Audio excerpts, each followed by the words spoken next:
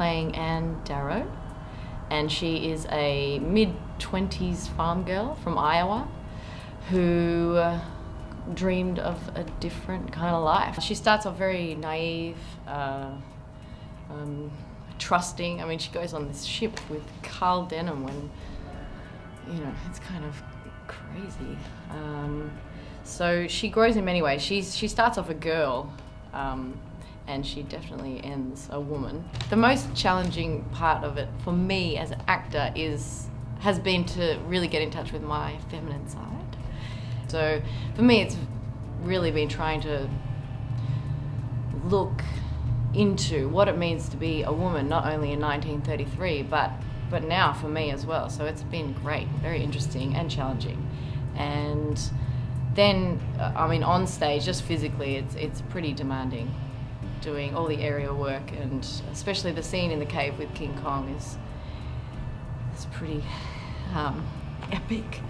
And in the musical is different to the versions in the novel and well, actually I've only seen one of the movies, so I can't say. As an actor, I watched one and then I felt like I was taking too much of it on, so I haven't seen the others. But from the novel, yeah, she's got a lot more to say, really. I think her journey is of finding the feminine and finding the vulnerability. Like, she's got all of these masks up. She lost her mum when she was young. She's grown up with all the boys on the farm, and so she kind of knows how to deal with herself. But as far as like letting people in and trusting and having that sensitivity, that's what she has to find.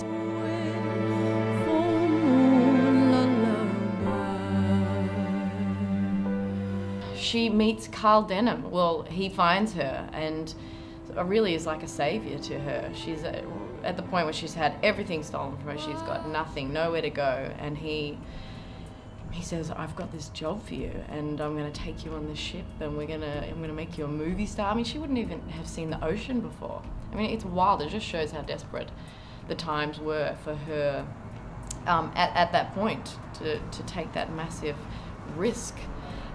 So yeah, that's where the adventure begins. While she's on the ship, she meets Jack Driscoll, the first mate, who is very strong, masculine energy, and they kind of fire off each other, you know. She calls him on the things that she thinks are wrong with him, and he does the same for her. And so at first they really don't like each other, and it's, you know, looking like it's going to be a pretty tough month on the way to Skull Island. But after they spend, I think it's a couple of weeks, talking and getting to know each other, then they end up falling in love. She experiences true fear with King Kong, but when she stands up to that fear, she then experiences pure and true love. They have this beautiful moment on the top of the Empire State after this whole journey, where it's just a moment of quiet to connect back to really what happened on the summit and that friendship, to really say goodbye to each other. And then he is killed. You know, they shoot him down, and that's the tragedy that hopefully we'll learn from, and that's why it still resonates. And even though it's, you know, we've got a contemporary slant on it, that's how it can be now, that people can still learn from the story, that often what we fear is not so scary. It's beautiful.